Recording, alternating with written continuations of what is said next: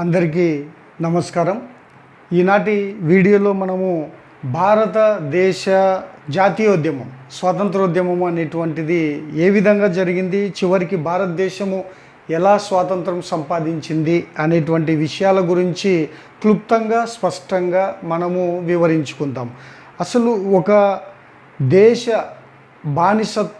ఒక దేశాన్ని బానిసత్వం నుండి విముక్తి చేయడానికి లక్షలాది మంది సైతము తమ ప్రాణాలను త్యాగం చేశారు. ఆ మహోన్నతమైనటువంటి పోరాటమే భారత జాతీయ ఉద్యమం. అసలు భారత జాతీయ ఉద్యమము ఎలా జరిగింది, చివరికి భారతదేశము ఎలా స్వాతంత్రం సంపాదించింది అనేటువంటి విషయాలను మనము తెలుసుకుందాము. అసలు భారత జాతీయోద్యమము అంటే ఏమిటి?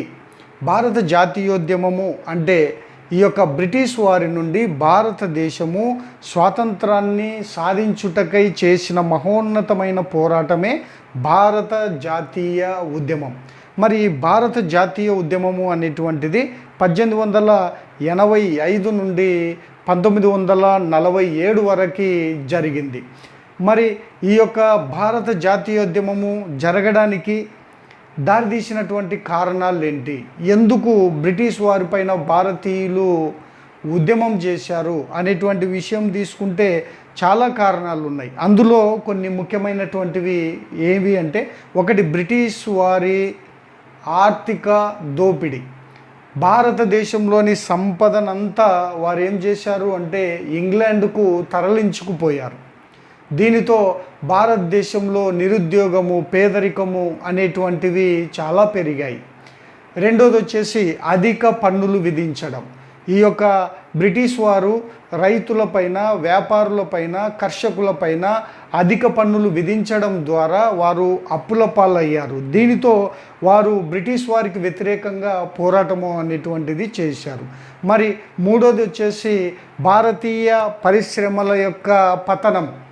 బ్రిటిష్ వారు ఈ యొక్క ప్రాచీనమైనటువంటి చేనేత పరిశ్రమను మన భారతదేశంలో ఎదగకుండా వారు అనేక ఇబ్బందులకు గురి చేశారు. దానిపైన ఆధారపడ్డటువంటి కార్మికులు బ్రిటిష్ వారికి వ్యతిరేకంగా పోరాటము అనేటువంటిది ప్రారంభించారు. ఇక నాలుగోది వచ్చేసి ఇక్కడ పాశ్చాత్య విద్యా ప్రభావము. ఈ బ్రిటిష్ వారు ప్రవేశపెట్టినటువంటి ఆంగ్ల విద్య ద్వారా భారతీయుల్లో స్వేచ్ఛ, సమానత్వము, సౌభ్రాతృత్వము అనేటువంటి జాతీయ భావాలు పెరిగి బ్రిటిష్ వారికి వ్యతిరేకంగా పోరాటము చేశారు. ఇక చివరగా జాతీయ భావము. ఈ యొక్క భారతీయుల్లో భాష, సంస్కృతి, చరిత్ర వంటి వాటి పట్ల గౌరవాలు పెరిగి వారిలో జాతీయ ఉద్యమాలు పెరిగి బ్రిటిష్ వారికి వ్యతిరేకంగా పోరాటము అనేటువంటిది చేశారు. ఇవి కొన్ని కారణాలుగా మనము చెప్పుకుంటాం. మరి ఈ యొక్క ఉద్యమము ఇంకా ఎక్కువ కావడానికి ప్రధానమైన కారణము ఏంటంటే 1885లో భారత జాతీయ కాంగ్రెసు స్థాపన. ఈ భారత జాతీయ కాంగ్రెసు స్థాపనలో ప్రముఖ పాత్ర వహించినటువంటి వ్యక్తి ఏఓ హ్యూమ్ అనేటువంటి ఆయన. ఈ యొక్క భారత జాతీయ కాంగ్రెసు మొదటి సమావేశము ముంబైలో జరిగింది. ఈ యొక్క మొదటి సమావేశానికి అధ్యక్షత వహించినటువంటి వాళ్ళు డబ్ల్యూసి బెనర్జీ అనేటువంటి ఆయన. మొదటగా ఈ కాంగ్రెస్ పోరాటం ఏ విధంగా ఉండేది అంటే, రాజ్యాంగ పద్ధతుల ప్రకారము భారతీయులకు స్వాతంత్రాన్ని సాధించి పెట్టాలి అనేటువంటి ఒక విధానాన్ని కలిగి ఉంది. మరి ఈ భారత స్వాతంత్ర ఉద్యమంలో జరిగినటువంటి కొన్ని ముఖ్యమైనటువంటి ఉద్యమాలు మనము తెలుసుకున్నట్లయితే, మొదటగా బెంగాల్ విభజన.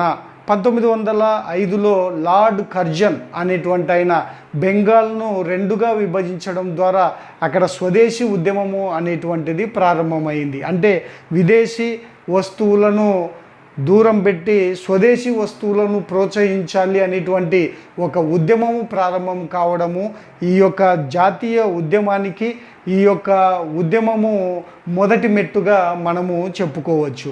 అలాగే రెండవ ఉద్యమం వచ్చేసి సహాయ నిరాకరణోద్యమము. ఈ ఉద్యమము 1920లో జరిగింది. భారతదేశంలోని ప్రజలు ప్రభుత్వ ఉద్యోగాలను, పాఠశాలలను న్యాయస్థానాలను అన్నిటినీ బహిష్కరించారు. సహాయ నిరాకరణోద్యమం, నాన్ కోఆపరేషన్ మూమెంట్ అంటారు. ఈ ఉద్యమము భారతదేశ స్వాతంత్ర ఉద్యమం పైన తీవ్ర ప్రభావాన్ని చూపించింది. ఇక ప్రపంచ దృష్టిని ఆకర్షించినటువంటి ఉద్యమము ఏంటి అంటే 1930లో జరిగినటువంటి ఉప్పు సత్యాగ్రహము. ఈ ఉప్పు సత్యాగ్రహం ఎందుకు జరిగింది అంటే చౌకగా లభించేటువంటి ఉప్పు పైన ఈ యొక్క బ్రిటిష్ వారు అధిక పన్నులను విధించడం ద్వారా దానికి నిరసనగా గాంధీజీ గారు ఈ యొక్క సబర్మతి ఆశ్రమం నుంచి దండి వరకు పాదయాత్ర అనేటువంటిది చేపట్టడము, ఈ సంఘటన ప్రపంచ దృష్టిని ఆకర్షించడము, ఈ యొక్క భారత జాతీయోద్యమము అనేటువంటిది ఎక్కువ కావడము అనేటువంటిది జరిగింది. ఇక చివరగా జరిగినటువంటి ఉద్యమము క్విట్ ఇండియా ఉద్యమం 1942లో ఈ ఉద్యమం జరిగింది.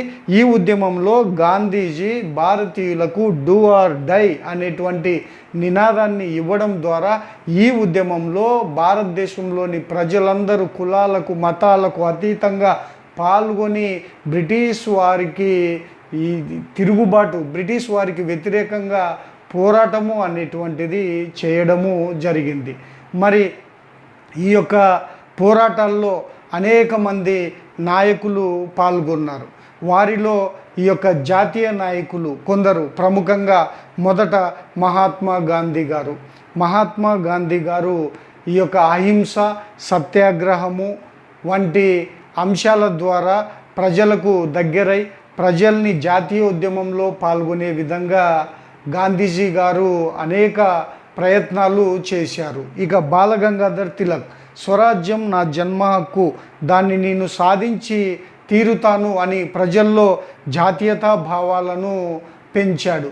ఇక సుభాష్ చంద్రబోస్ ఆజాద్ హింద్ ఫౌజ్ అనేటువంటి ఒక సైన్యాన్ని తయారు చేసి సాయుధ తిరుగుబాటు చేసి భారతీయుల్లో ఉత్సాహాన్ని నింపినాడు. అలాగే భగత్ సింగ్ భారతదేశ స్వాతంత్రం కోసము ప్రాణాలను అర్పించిన ఒక గొప్ప విప్లవకారుడు. కాబట్టి ఇంతమంది త్యాగం వల్ల భారతదేశము అనేటువంటిది స్వేచ్ఛను, స్వాతంత్రాన్ని సంపాదించింది.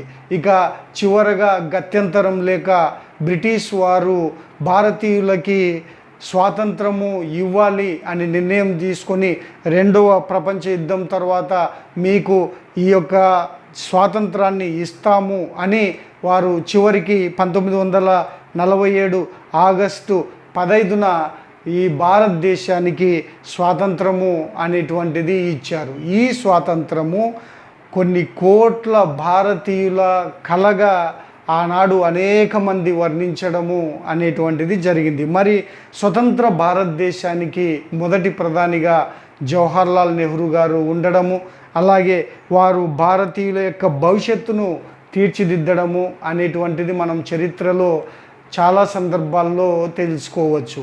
ఇక ఈ యొక్క ఉద్యమము అనేటువంటిది ఈ ఉద్యమము అనేకమైనటువంటి పోరాటాలకు నాందిగా మన భారతదేశంలో ఉంది అనేటువంటి విషయాన్ని మనం గుర్తుపెట్టుకోవాలి. సో ఈ యొక్క భారత జాతీయోద్యమం గురించి మనకు పరీక్షలలో అడిగే క్వశ్చన్లు, ముఖ్యమైన అంశాలు భారత జాతీయోద్యమానికి సంబంధించి.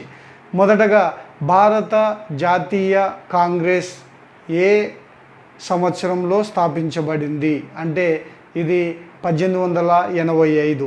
భారత జాతీయ కాంగ్రెస్కు మొదటి ఎవరు అధ్యక్షుడిగా ఉన్నారు? WC బెనర్జీ. అలాగే ఇక్కడ బెంగాల్ విభజన ఎప్పుడు జరిగింది? 1905. సహాయ నిరాకరణోద్యమము ఎప్పుడు జరిగింది? 1920. అలాగే ఉప్పు సత్యాగ్రహము లేదా దండి యాత్ర 1930. అలాగే క్విట్ ఇండియా ఉద్యమము 1942 అనేటువంటిది. సో మనకి చివరగా మనం గుర్తుపెట్టుకోవాల్సింది ఏంటంటే మిత్రులారా, ఈ యొక్క భారత జాతీయోద్యమము అనేటువంటిది మనకు స్వేచ్ఛనే కాకుండా ఇక్కడ మనకి ఐక్యత, దేశభక్తి వంటి విలువలను మనకు నేర్పించిపోయింది. సో ఈ వీడియో మీకు నచ్చితే లైక్ చేయండి, అలాగే ఉపయోగపడితే షేర్ చేయండి. ఏబిపిఎస్సి, యూపీఎస్సి, గ్రూప్స్, ఎస్ఎస్సి వంటి వీడియోలు కావాలంటే మా యొక్క ఛానల్ని సబ్స్క్రైబ్ చేయండి. ధన్యవాదములు.